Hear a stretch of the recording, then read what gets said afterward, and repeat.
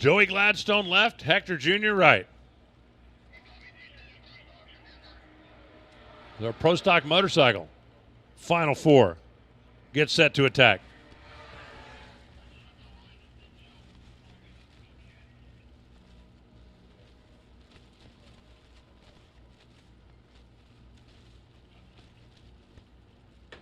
For Hector Arana, I'm telling you, cameo appearance and looking for a berth in the final. And that don't happen very often out here, especially in the Pro Stock Motorcycle ranks.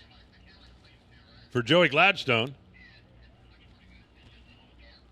he's looking to get to another final, have a crack at the trophy. What Hector's doing right now is lining up. His dad is directly behind him, going a little bit this way, a little bit this way, a little bit this way.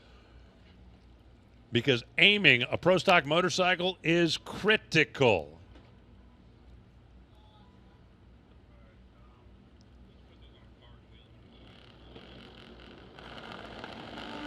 Red light. Hector Arana jumped the gun. 693, 193 miles an hour is today the day that Joey Gladstone finally